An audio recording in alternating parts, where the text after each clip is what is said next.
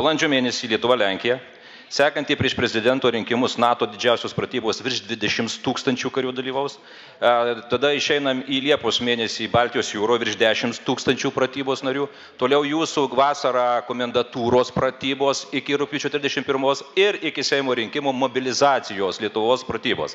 Iš ties vien pratybos. Ir tai kainuos Lietuvai pinigų ir šiaip jūs kaip krašto apsaugos ministras turėtumėt bent pasakyti, kiek visos tos pratybos iš biudžeto mums pareikalaus lėšų. Tai yra labai svarbu. Ir ar jūs nepanaudojat kaip valdantieji rinkiminės kampanijos, konservatorių rinkiminės kampanijos metu? Sveiki, mielieji.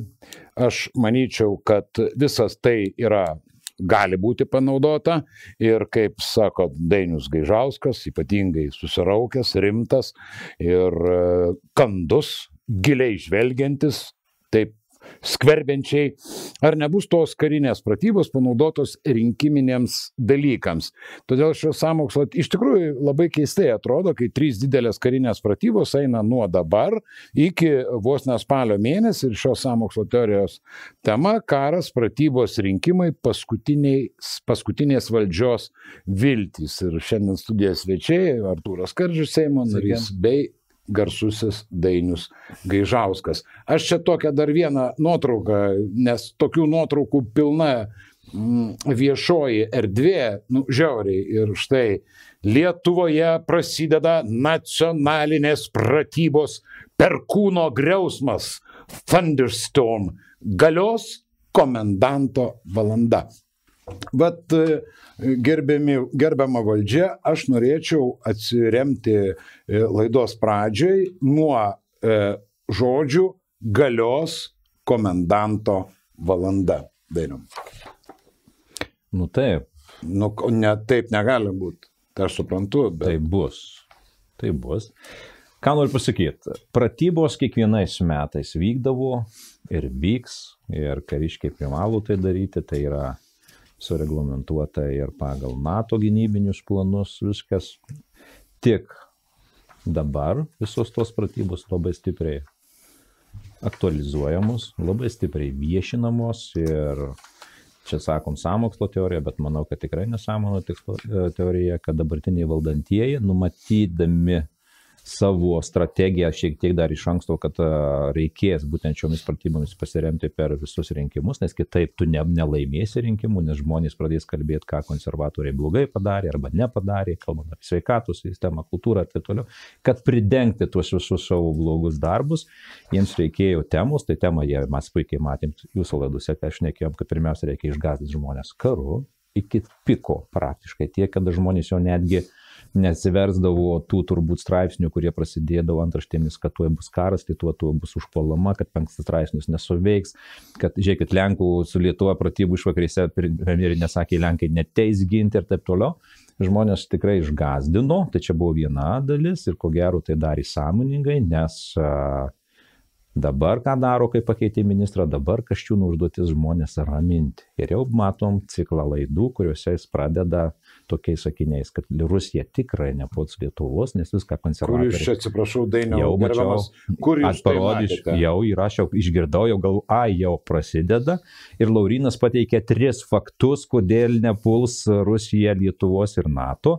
Ir kaip jis dar tokį dabar naratyvą leidžia, arba tą tokį pavyzdį, kad Lietuva būtų kaip tas kažkoks tai spygliuotas ežys, kurį meška bijotų praryti. Čia jis Ąžuolui sakė, kad jūs, Valiau, turite būti tas lietuviškas ežys, kurio bijotų rusiška meška. Jau dabar visur važiuoja Laurynas kaip krašto apsaugos ministras, sutikinėja su gyventojais, būtent tą naratyvą sako. Ir jūs tikrai pamatysit, kad mes viską padarėm ir mes antiek sustiprinom savo pajėgumus, kariuomenę, kiek pratybų, kiek prisiūsim dabar ties būtent NATO partnerių ir taip, jūs tuoj įsitikinsit. Ir visa tai yra suderinta pagal planus, iš tikrųjų ir NATO tuos praeitus kadencijos, kad tikrai bus tų pratybų, bus ne viena ir turėtų visos valstybės, bet kažkaip tai atsitinka, kad jos beveik visos vyks Lietuvoje, tam tikros masiškiausios ar ne, ir per tas tokias datas, kada pas mus bus rinkimai.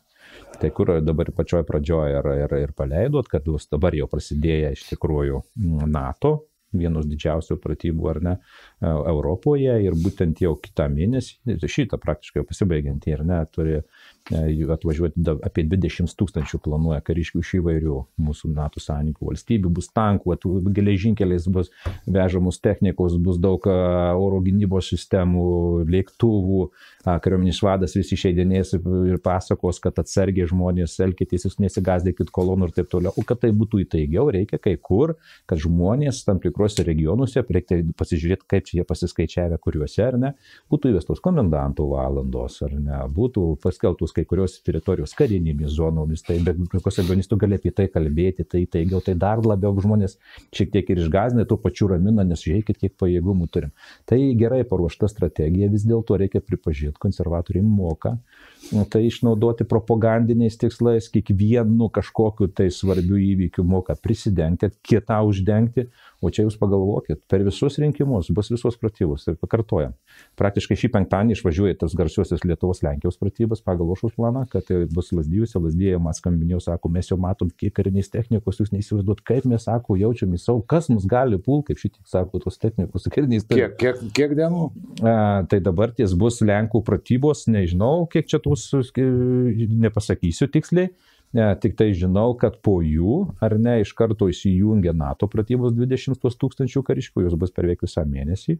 Nesibaigus joms, praktiškai birželio 4 dieną įsijungia pratybos, dėl kurių mes balsavom, kad nuo 6 iki 10 000 kariškių, ar neturėtų būti tai laivinė, tiek ir bus į Baltijos jūrą įplaukė 16 valstybių, netgi kariniai laivai, jūs galite įsivaizduoti, vadovaus amerikiečiai.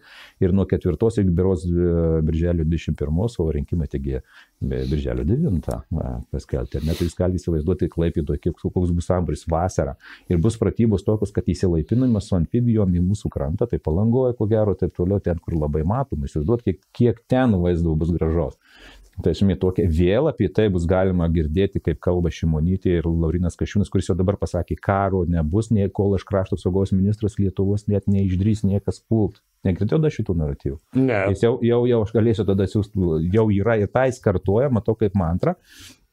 Pasibaigus šitom pratybom, kad vasara nebūtų liūdna mums, ar ne, tai vėl tema užduos, aišku, Jungtinėse Amerikos valstijose vyks NATO viršūnių samitas, kur kalbės vėl apie Ukrainą, apie Ukrainos galimą įstojimą į NATO įtraukimą, nes čia konservatoriai tą tematiką bandom išvystyti, ar ne, bet tuo pačiu metu paleidžia komendatūros, tas naujasias pratybas, kur bus vėl įtraukta apie 10 000 parengto rezervų, 2,5 tūkstančių šaulių, savanorių apie 1000 ir kuris visus piliečius, kurie turi ginklą, medžiotojus, gydytojus, statybininkus, tie, kurie turi patriotinius neva jausmus ir juos registruos, pratys, mokins, ką daryti ir taip toliau.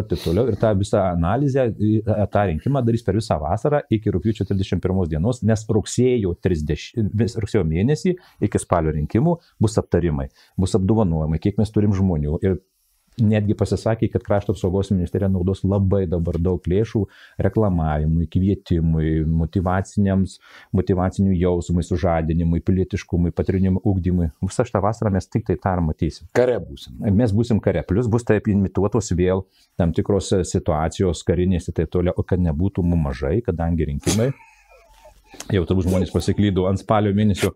Pirmą kartą pagal valstybės visuotinį gynybos planą bus surengtos mobilizacijos pratybos. Nepamirškite, kad nebūtų mums mažai. Kad nebūtų mums mažai.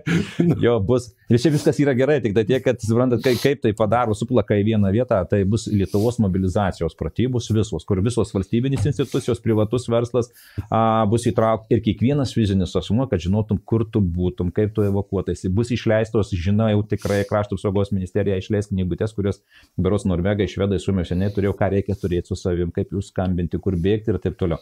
Esmė ta, kad bus ant tiek daug informacijos karo tematika ir kaip apsiginti.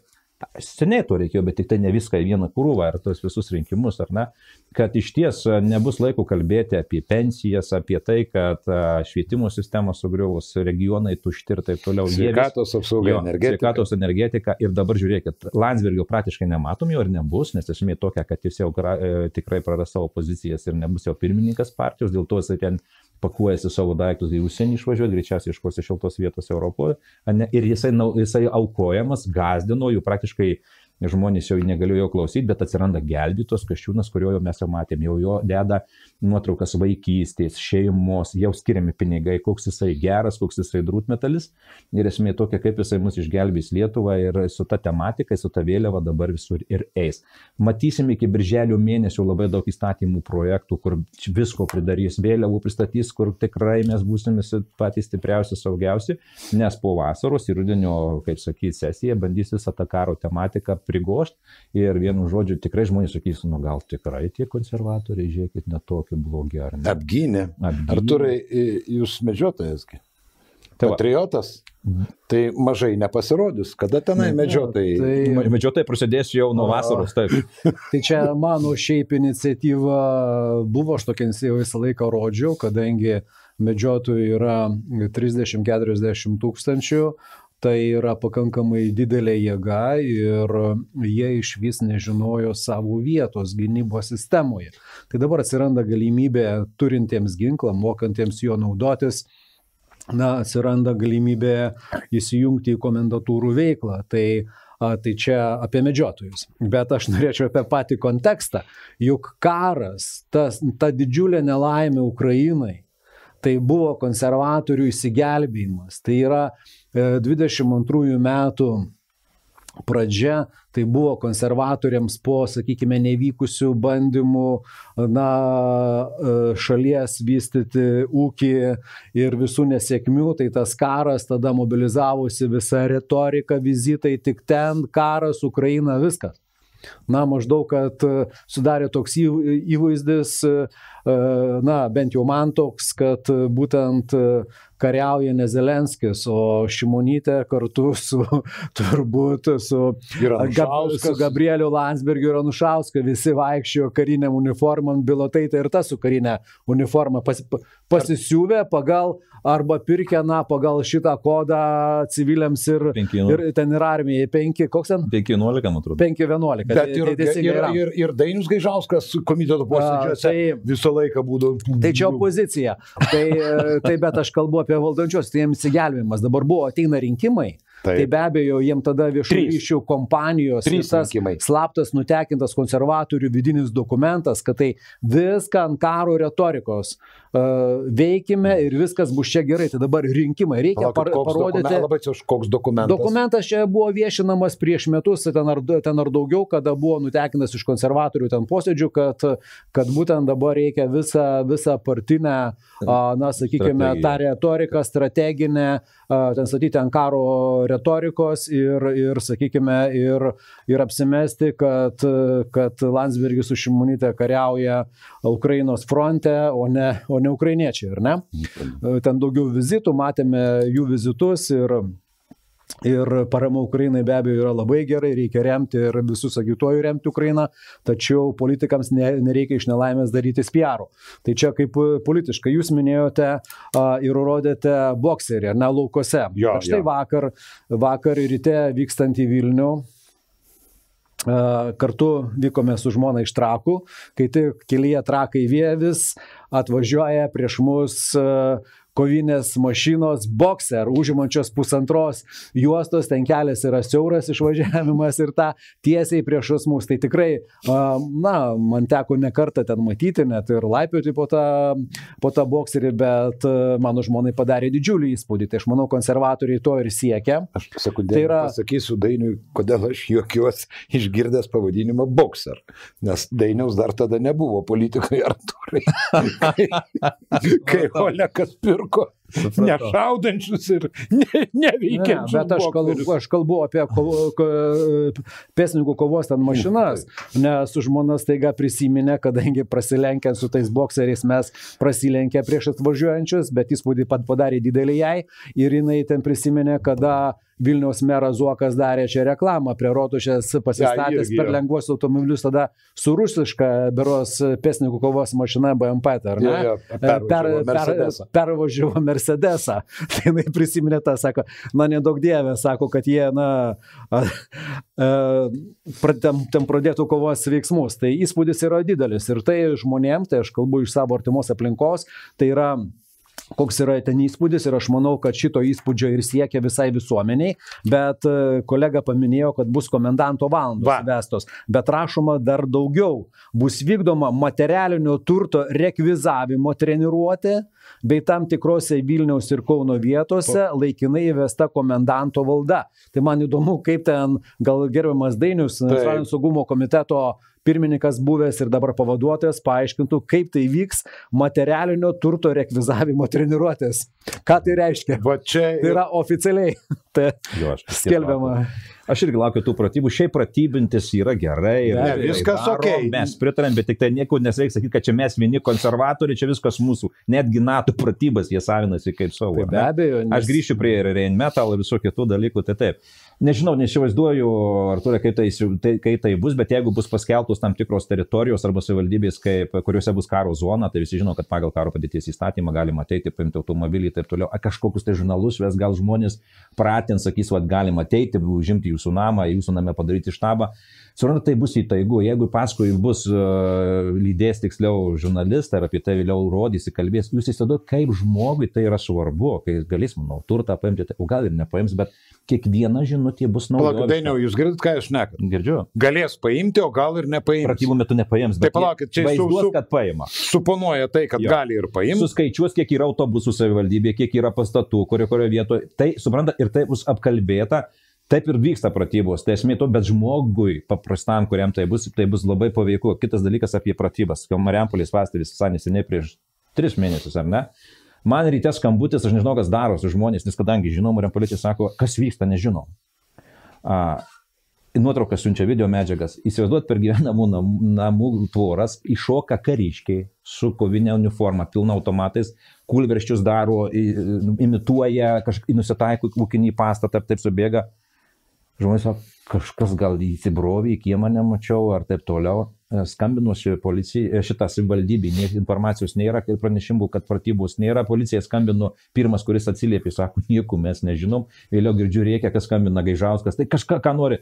Buvo kažkoks girdžiu raštas, kad pratybos bus imituotos. Net pamiršo apie pratybas vėliau, kad viešų ryšių kažkoks ten atsakingas karininkas sako, mes pratybinomės vienu žodžiu, kaip netikėtai galima surengti pratybas ir pats kaip savivaldybė suveiktų. Bet žmonėms tai labai įtaigu.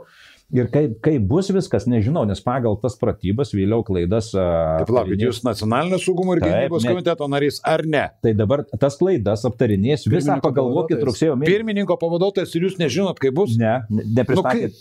Mes nežinom dar, Arnai. Tai reiškia, nieks nežino, kaip bus vykdomos pratybos. Žinom, kad bus tam tikri scenarijai, kuriuose bus imituojama karo teritorijos komendantų valandų, bet kaip tai bus, nežinau. Kviečiasi į jas, stebėsim ir jūs pagalvokit, nuo rugsėjo 1 iki spalio kada rinkimai? Puikiai žinau. Spalio 12. Taip, iki spalio mėnesio 12 dienos bus daug klaidų, kur kalbės. O tokiam savivaldybės krašte buvo tas padaryta, kas visą mėnesį bus galima kalbėti apie įvykusias pratybas, kas padaryta gerai, kas negerai, juolab, kad bus paleista ir mobilizacija. Bet kas dabar ties dėl... Kokia mobilizacija? Mobilizacijos pratybos. Lietuvos visos mobilizacijos pratybos. Tai ar pratybos, ar mobilizacija? Apie pratybos mes šnekam, pastaisau. Tik tai pratybos, Arnai, tik tai pratybos.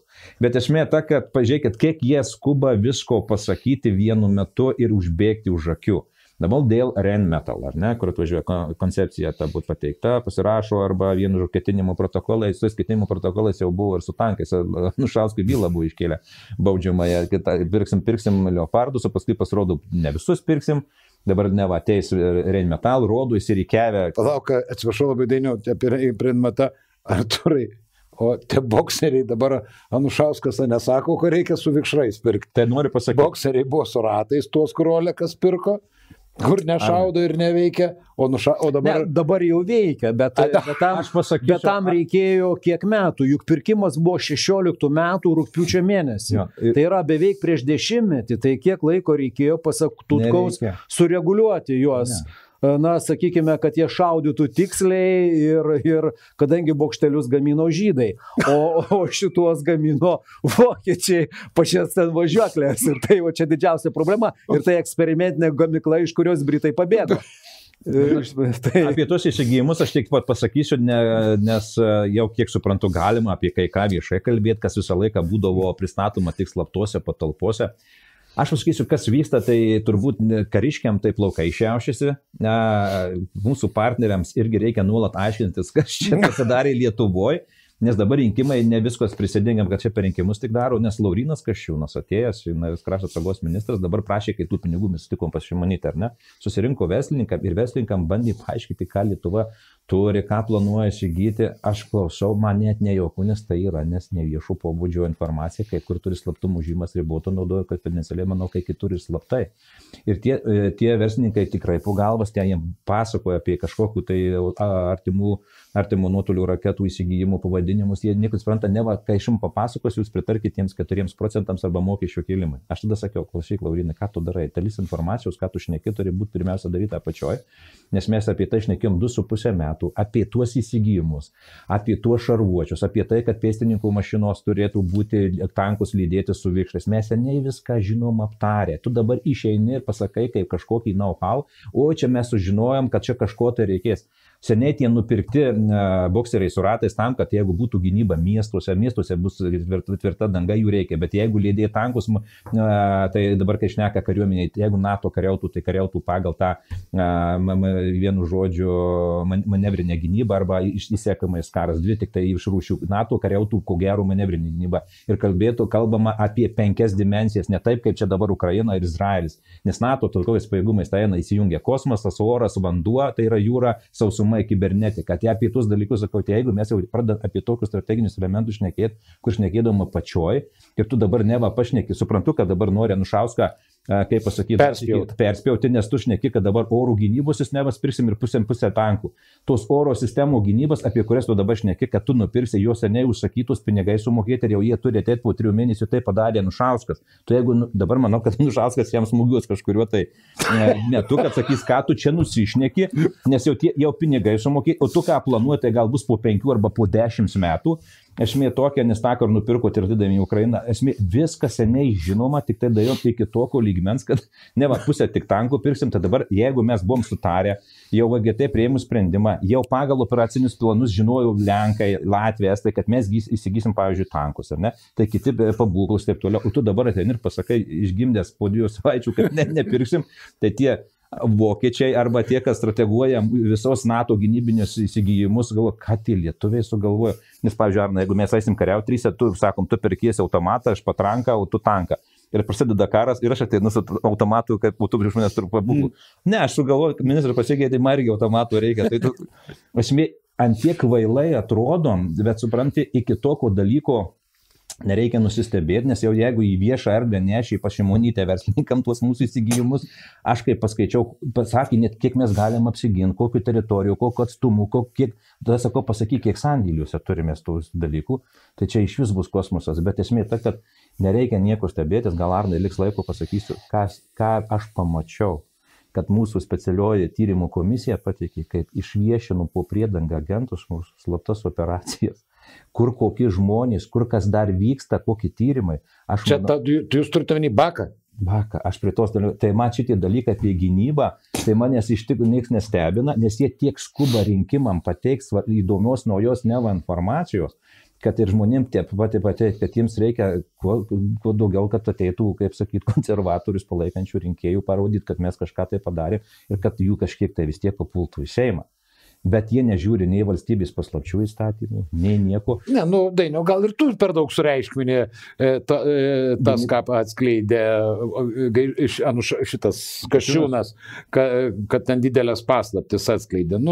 Nereikia pasakyti. Pavyzdžiui, retrospektyviai žiūrint, pripažink, kad Anušauskas pasakė informaciją, kad perka tankus, tai buvo praėjusiais metais Liepos rugpjūčio mėnesį, aš tau paskambinau, prisimink ir pasakiau, prieštarauk, nes nuo 39 metų feldmaršalo Guderiano Heinzo traktatas yra tankai mūšyje ir tankai yra puolamoji ginkluotė. Dievai nematė, dabar turėsim bokserius su vikšrais. Bet dar vienas tada jau Artūrui kaip audito. Žinokit, jūs nesupykit, kad mes juokiamės. nesijuokti jau nebeįmanoma. Mišrai neina susigaudyti, Tai yra rimti dalykai daromi debiliškais veidais. Vat, Artūrai, karo pramoniai mokestinis rojus. Seimas po pateikimo pritarė praeitą savaitę ekonomikos ir inovacijų ministrės Aušrinės Armonaitės pristatytoms kelių įstatymų pataisoms, vienu žodžiu, ateina Rheinmetallis. Nereiks jiem nei viešųjų pirkimų procedūros, jeigu tai reikalinga gynybai. Ir pavyzdžiui, kas baisiausia, kad nuo 5 milijonų eina sumos. Tai įsivaizduojat, kiek žinant, ir ypatingai jūs kaip audito komitė, kaip jie moka gražiai praplauti, nuplauti, paslėpti pinigus, kiek iš tų sumų bus. Aš galėsiu atsakyti. Tai pradžia Artūras. Tai aš pirmiausia noriu pasakyti, kad įsigijimai, kuriems skiriama pusė biudžeto, tai yra nuo 2 milijardų milijardas, nei karto karinės pramonės įsigijimai nebuvo audituoti valstybės kontrolės. Arba jų neprileidžia prie tų dalykų, audituoja kažką aplinkui. Tai yra sąjungininkų karių, šauktinius, dar kažką, tai apgyvendinimo sąlygas, pasirengimą priimti, sakykime, tuos vokiečių kontingentą atvykstantį. Tačiau nei karto nebuvo audituota. Ir čia yra didžiausia velneva, nes noriu pasakyti, kad jeigu mes išleidžiame daugiau negu galime išleisti, ten įsigijant bet ką, šovinį, tanką ar bokserį, jeigu išleidžiame daugiau, tai yra kenkimas Lietuvos gynybai. Karo metu už tai statomi prie sienos, ar ne? Visą laiką buvo. Tai asmenys, kurie padarė, kurie silpnino valstybės gynimą. Tai šiuo atveju neskaičiuojami pinigai mėtomi ir kaip dar pakartosiu, ką ne kartą minėjo buvęs kariuomenės vadas Tutkus, tai, kad galima buvo amerikietiškų kovinių mašinų mažiausiai 2 kartus nupirkti tiek, kiek buvo išleista bokseriams. Tai yra, buvo išleista nepamatuotai daug. Gal jie patogesni, gal sėdinės ten patogesnės, pasimatavo kažkas tai. Bet mes galėjome turėti 2 kartus daugiau, galbūt pusę su vikšrais, pusę taip, nes buvo ten pirkta 88 vienetai. Ten nupirkta beveik 90 ar kiek ten atskirai dar važiuoklių ir dar visa kita ten, bet išleisto pinigų sumos yra įspūdingos. Tai dabar su gamyklomis. Tai dabar atsiranda įstatymas, kuris reglamentuoja, kad siūloma sudaryti palankesnės sąlygas stambiems projektams, užtikrinantiems netidėliotinus valstybės saugumo ir gynybos poreikius. Sakyčiau, puiku. Toliau, tai buvo jau priimti teisės aktai, kuriais buvo sudaryti žalio koridorio projektai. Tai yra 20 metų investuotojai buvo atleidžiami nuo pelno mokesčio, tai yra pelno mokesčio tarifas 0, kažkada tai premjeras, vienas ten premjeras, kiek pamenu konservatorių, ponas Vagnorius berods buvo atleidęs bankus, ar ne, nulinį mokestį pritaikęs ateinantiems švedų bankams. Tai kaip žinia, apie bankus dabar nekalbėsime turbūt. Ir tokiu būdu jiems sudaromos nereikia jokių dokumentų, statybos, nei leidimo, nieko. Ir tai trumpinamas laikas nuo 2,5 metų iki pusės metų. Ir ką pareiškia Armonaitė, kad statybos leidimą vis dėlto jie turės gauti. Tačiau iki statybų pabaigos. Iki statybų pabaigos. Tai dabar visiems statytojams, statybininkams noriu pasakyti, kaip tai turėtų atrodyti. O poveikio aplinkos derinimas, taip pat poveikis aplinkai bus reikalingas. Aišku, tie objektai bus statomi neurbanizuotose ir neurbanizuojamose teritorijose. O gyventojai apie poveikį aplinkai bus informuojami. Tai supras taip, kad investuotojas, kaip pati Armonaitė, kažkodėl per Armonaitę buvo pateiktas šitas projektas, ten kažkaip tylėjo ir aplinkos ministras Simonas Gentvilas. Karas, ir visi kiti.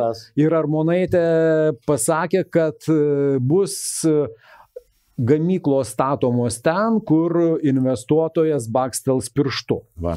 Tai yra ten, kur ateis, ten pasakys taip, bet mes vis dėlto esame ne bananų valstybė ir šiuo atveju turime pirmiausia rūpintis savo gyventojų saugumu, jų apginimumu, jų, sakykime, potencialia grėsme, nes investicijos puiku, karo pramonė puiku, dabartiniai situacijai rusai jau aplamai perėjo ant karo pramonės bėgių visą ekonomiką savo, ten trilijonais jau, jeigu skaičiuojant doleriais ar eurais investuoja, didina savo apsukas. Šiais metais 360 milijardų. Lietuvai irgi labai svarbu.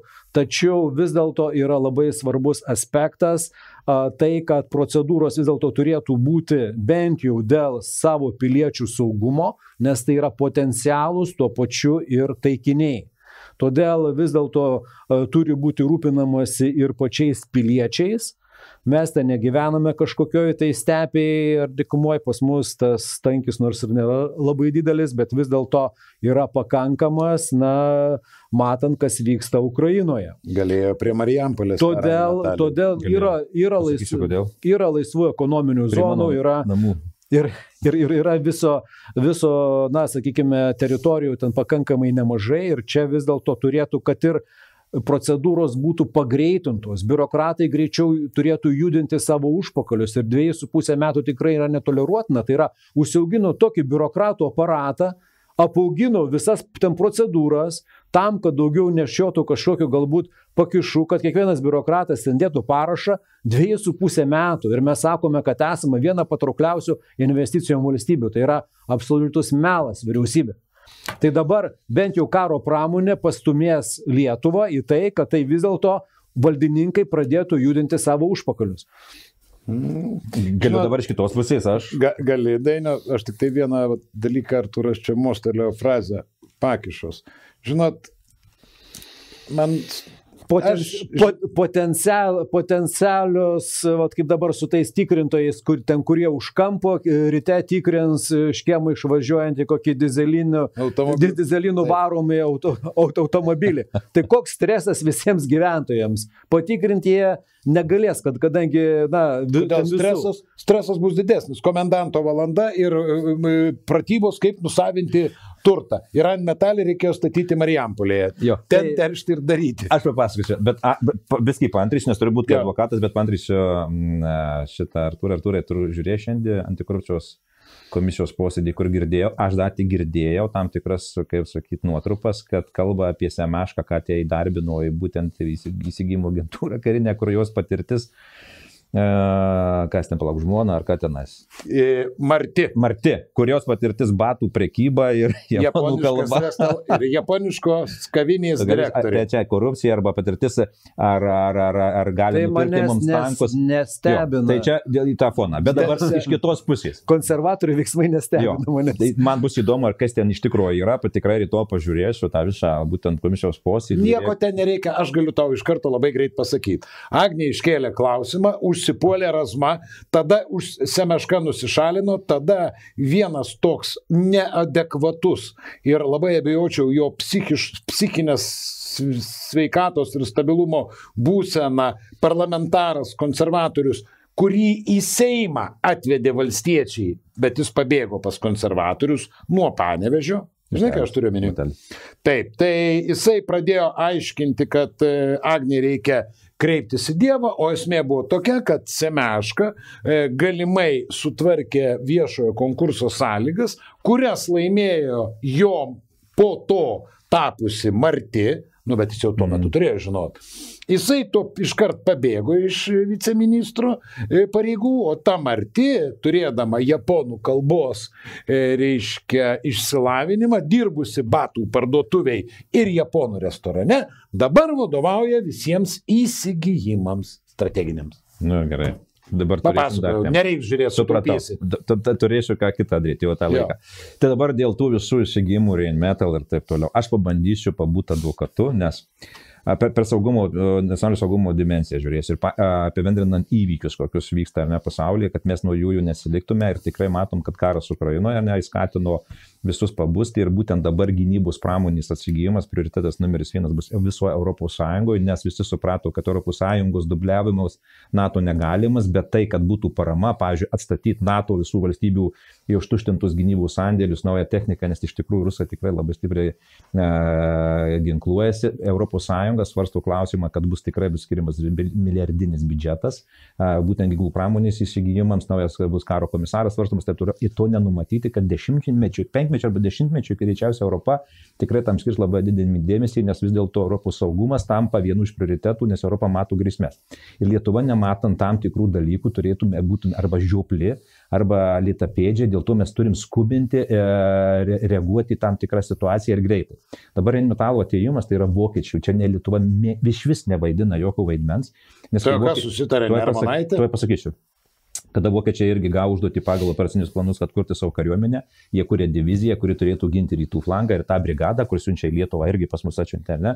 Jie patys nusprendė be Lietuvos, siunčiam pilnais pajėgumais, ginkluotę, sveikata, medicina ir netgi kaip užsitikrinti pabūklams sviedinius, tuos, kad nenutrūkstama grandinė būtų. Pats geriausias elementas tai turėti kažkur tai gamybos pajėgumus, tai be jokios abejonės, kad nes ateis fondas, jau vokiečiai irgi skaičiuoja ir jau tada galvoju, aišku, nori estai, nori Latvijai, nori vokiečiai, tai yra nori Lenkai, bet ir Lietuvoje mes sakom, bus brigada, tebūnie ateina pas mus, kur yra pliusai. Kada ateina būtent tokia gamykla, jinai ne tik, kad užpildys visiems sandėlius, nes labai greitai tuos pabūklais iššaudo, ar ne? Aišku, jie gamins pirmiausia kariuomeniais Vokietijos brigadai, Vokietijos kariuomeniai. Bet kada yra gamykla Lietuvoje, tai logistikos grandinės apsirūpinti ir Lietuvos kariuomenė arba įsigyti tuos sviedinius nestojant eilė yra be jokios abejonės lengvesnis variantas. Tai Lietuvos kariuomenė pragmatiškai Lietuva jau galva tegu būna čia. Kita vertus, visos karinės gamyklos ir taip toliau karo metu yra labiausiai saugomos. Nes pirmiausia, oro gynyba traukiama ten, kur yra gynybiniai kariniai elementai, brigada, divizijos, tam tik strateginiai objektai ir gamyklos strateginės visą laiką. Čia gali dėl to atsirasti ne tik artimo nuotolio gynybos sistema, bet Patriot sistema vien tik tam, jeigu tai bus gamyklos arba ta išvystyta gynybos pramonė labai svarbi visai NATO kariuomenė. Kuo daugiau apsaugotų objektų, tuo yra svarbiau. Dėl to sakau, aš kodėl norėčiau Marijampolį. Tai automatu visas Marijampolis miestas vien tik dėl gamyklos būtų apsaugotas ir tai darys NATO, ne Lietuvė. Nebūtų Suvalkas. Tai ne Vilnius, ne Kaunas, ne Alytus, o Marijampolė. Matydami, kad kuo daugiau reikia, kad kuo pritraukti, kuo daugiau ir neprarasti tuo pajėgumu, taip, reikia paruošti įstatyminę bazę, bent trumpam periodui, kuo daugiau gynybos pramonės ateitų į Lietuvą, tai tie visi elementai, nes tai yra mūsų darbo jėga, pinigai, ne apie tai galvo, bet ir plius saugumas, ir apsirūpinimas kita sistema. Juolab, jeigu ateina vokiečiai, mes tada galim kalbėti apie savo gynybinius pajėgumus, kai greit išorinius gaminam liuvidą, ar ne, kurių dar negalim patys įsigyti, nes brangesni, bet jeigu būtų padidinti pajėgumai, mums būtų geriau. Toliau dronų gamykla, lazeriai, ir ne, mes sakom apie tuos, ir plus Rheinmetall tikrai dalyvautų Lietuvos pramonė, kuri jau pasakė apie milijoną sviedinių, mes tikrai pajėgus pagaminti. Tai yra pliusai, kuriuos aš sakau, ir reikia skubinti. Esmė tik tai taip, kad reikia atsižvelgti į žmonių, taip sakyti, tam tikrus savivaldybių reikalavimus, kad nepasitiktų kokios derlingos žemės. Bet tikrai mes turim tų vietų, kur gali tai būti, nes po to, kai baigsis ta grėsmė karinė, tos gamyklos dings, o vietoj jų kažkas atsiras.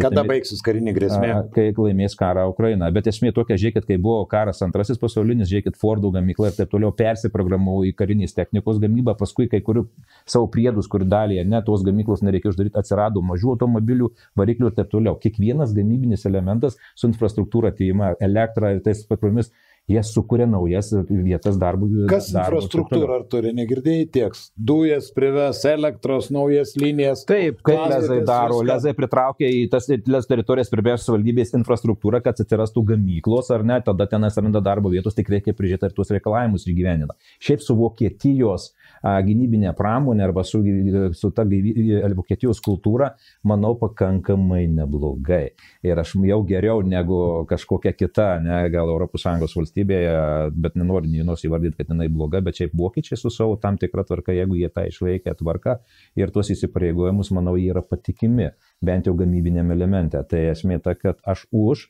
ir tik reikia galvoti, ir jeigu, kaip žinau, kad Artūras sėdė neaudite, tikrai sužiūrės kiekvieną kabliuką, kad nebūtų, kaip pasakyti, pražiopsota. Bet kaip korupciniais grėsmiais, sako, tikrai bus didelis. Aš taip pat, kai gerbiamas kolega Dainius. Pabrėšiu aš, kad neužmirštų žiūrovai, ką pasakė Dainius paskutiniu sakiniu.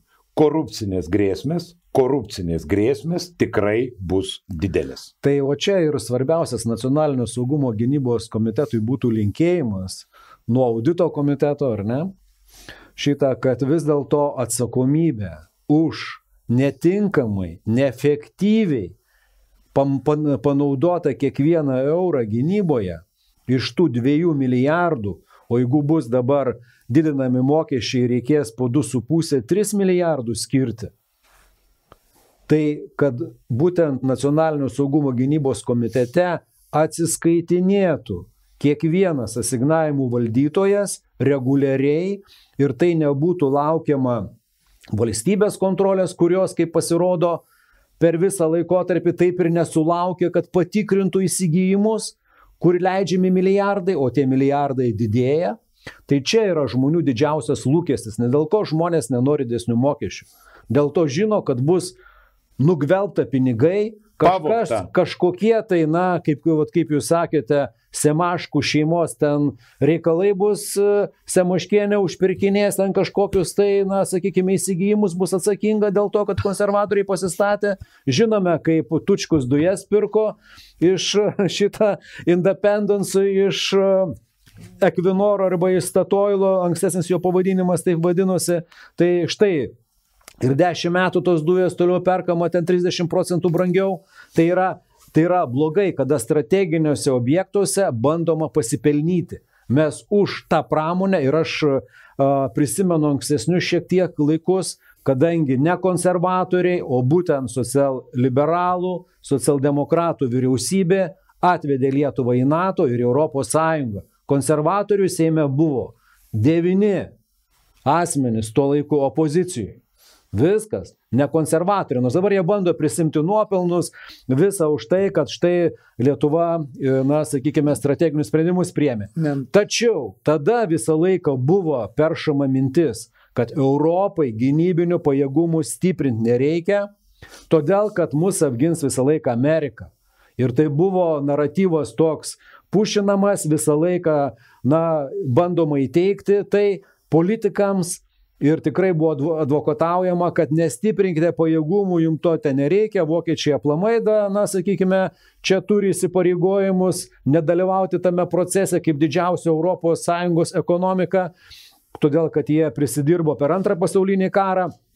Tai štai tai buvo didžiausia klaida ir matome, kad dabar, na, reikia tą prarastą laiką atsižaisti ir aš už tai, kad tai būtų vykdoma, sakykime, ir kad ir Lietuvoje vyktų ta gamyba, nors sudėtinga sėdėti ant parako statinės ir tą supranta visi aplinkiniai, todėl turi būti surastos saugios vietos, tai, kad nenukentėtų nei gyventojai, kad ir kaip besaugotų kažkurį tai objektą, atominę elektrinę, ar tą parako bačką, ar kažką, vis tiek yra tikimybė didesnė, kad tai gali nukentėti aplinkiniai civiliai. Ir tai turėtų būti tikrai lokacijos surastos tokios saugios, patikimos tos lokacijos ir ta gynyba be abejo yra gerai.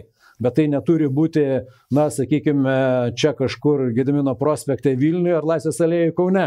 Organizuojame, kaip matome, Ukrainoje tai buvo atveju ir teko kalbėti su didžiųjų prekybos centrų lietuviais, ten turinčiais šitą prekybos tinklų tą verslą. Ten irgi buvo įsiaiškinta ir buvo atakuota ir tos požeminės, na, sakykime, stovėjimo aikštelės, kur buvo karinė technika, čia pačio karo ten pradžiai, būtent dėl to ir sugriauti tie akropoliai. Tai buvo taip Ukrainoje, tai mes turime mokytis ir tą pramonę be abejo, aš tai tikrai esu už ir tai yra pavėluota, reikia skubėti, bet tai turi viskas būti daroma su galva. O dabar dėl pačio Kasčiūno. Kasčiūnas be abejo yra rinkiminės kampanijos veidas, kaip matyti, ir iš visų rinkimų, kurie dabar vyks per visą laikotarpį iki pat Seimo rinkimų, tai yra prezidento, Europos parlamento ir taip toliau. Ir susitikimai, ir dalinama informacija, ir visų konservatorių veidus ten matysime. Tai yra būdas, kaip pasiekti visuomenę rinkiminių laikotarpių. Ir tai bus daroma vardan Lietuvos saugumo. Tai dėl to greičiausiai Kasčiūnas ir atsidūrė tame poste, jis labai tinkamas, kaip jūs sakote, žodžio kišeniai ten neieško, ką jisai kalba, tai jo pačio reikalas, vieni galbūt nesupranta, o atsakomybė tai yra, kaip jūs ten minėjote, ar ten slapti, ar dar neslapti dokumentai atskleidžiami, na, sakykime, ta slapta informacija karinė plačiai visuomeniai, verslui ir taip toliau, tai čia turbūt niekas už tai jo nenubaus, nes mes matėme daug atvejų, kada net leidimo neturėjo asmenys dirbdami strateginiuose Lietuvos objektuose dirbti su įslaptinta informacija, bet jie dirbo, todėl kad priklauso, kas juos kontroliuos. O kol ši valdžia niekas jų nekontroliuos. Tai čia iš mano patirties. 20 metų su trupučiu. Aš įvardinsiu, strateginiam objekte dirbo Rokas Masiulis, neturėdamas prieimo prie. Dabar klausimas, ar jūs įsiaiškino dėl tos garsiosios komisijos, jos nuo darbo pradžios, kuomet pirmininkas gavo leidimą? Juk pradžioj. Kaip aš nesiaiškinu. Bet pradžioj jis neturėjo leidimų dirbti, suprastai. Visą mėnesį. Tai visą mėnesį. Taip, tai mėnesį Bako komisija dirbo su slapta informacija, neturint pirmininkui, reiškia, leidimo dirbti.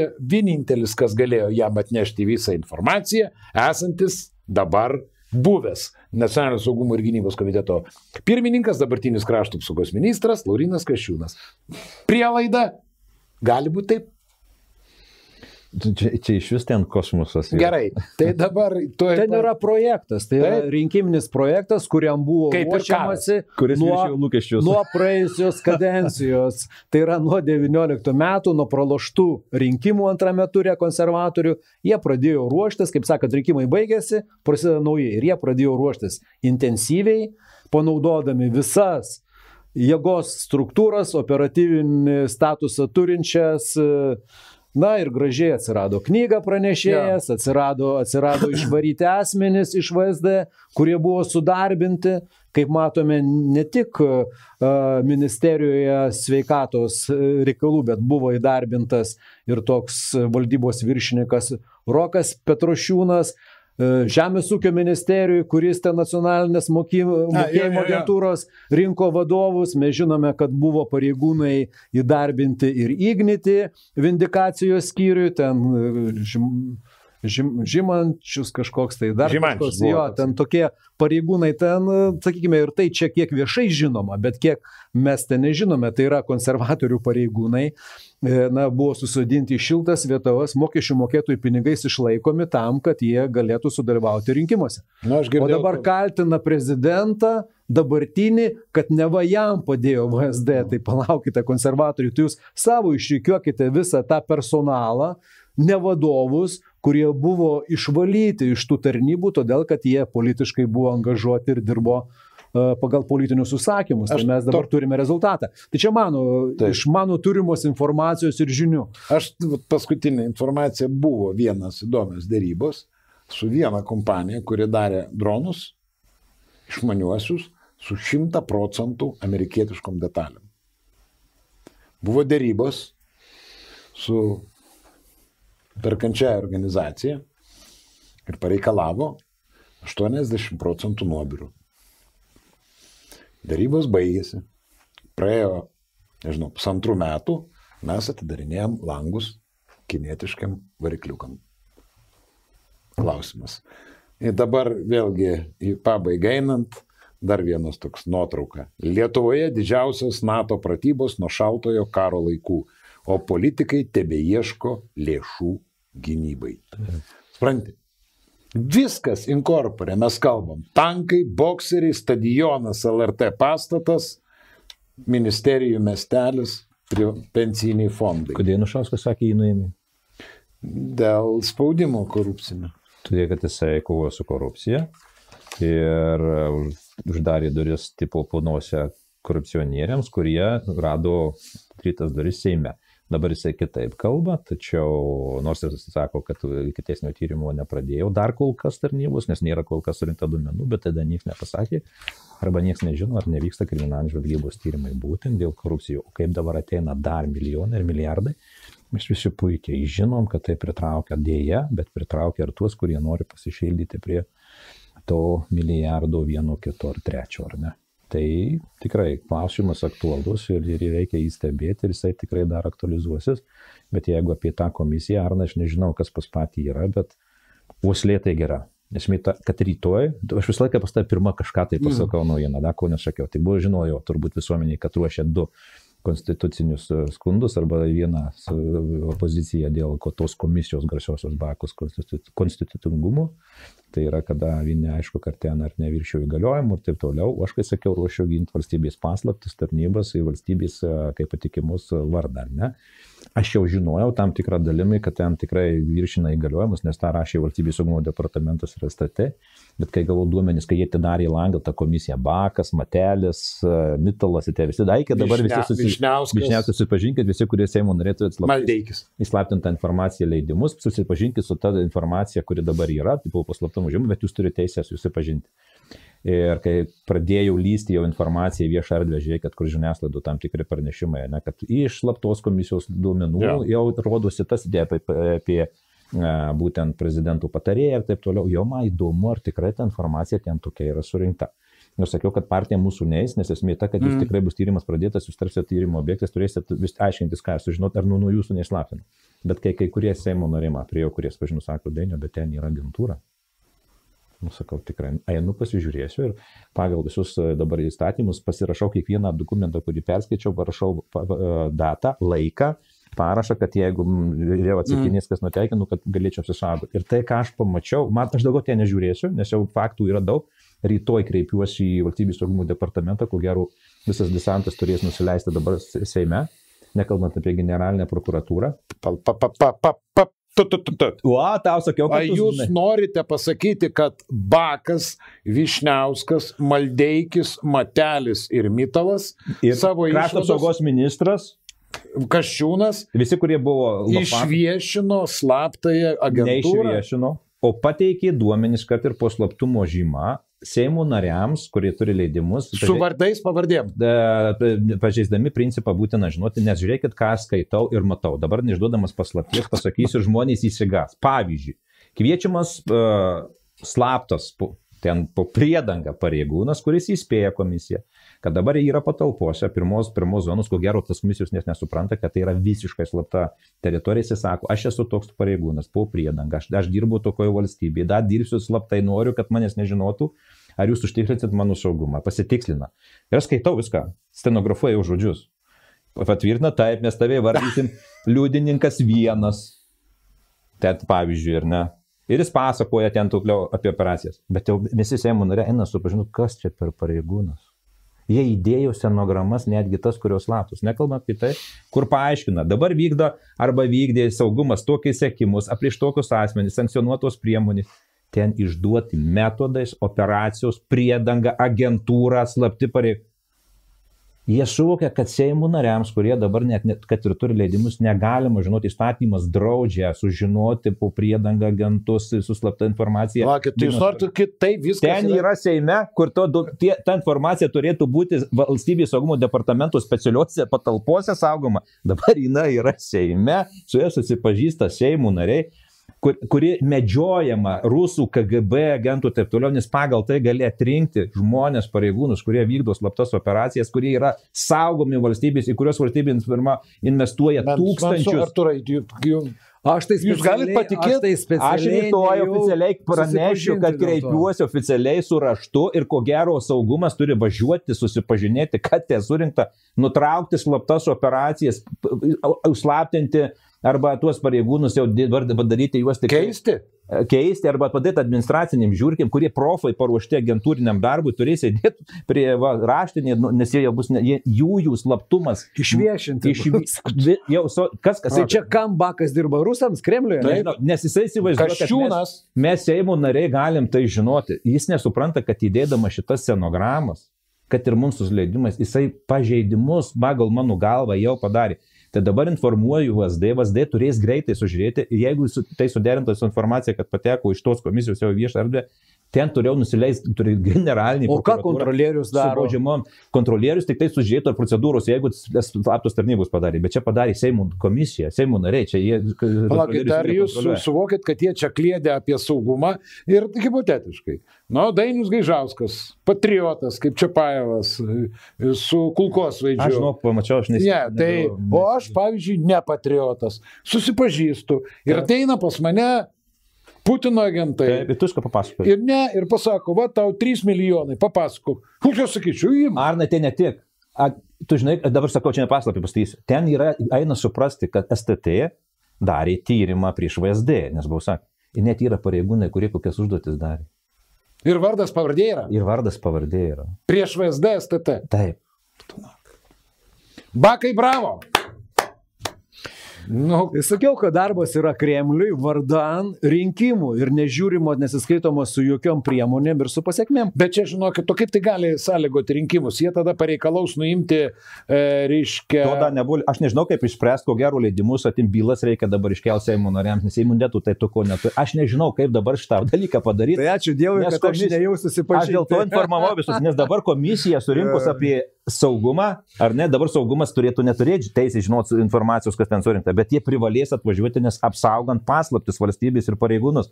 Aš nežinau, kaip dabar šitas įsispręs, bet dabar tokia bus bomba, kad tos pratybos nueis į antrą planą. Arba atvirkščiai, jos viską užgesins. Bet šiaip tada žiūrėkit, viskas labai logiška, jie pareikalaus 2008 metais, Dainiau, čia aš tiesiog priminsiu, kada Kubilius laimėjo rinkimus, tada dar Vytautas Bruveris buvo normalus bičas, normalus korespondentas, dirbo pas Tomkų Respublikoje, jaunas bičas, reiškia, mes darėme laidą 2009 metų 1 sausio savaitę.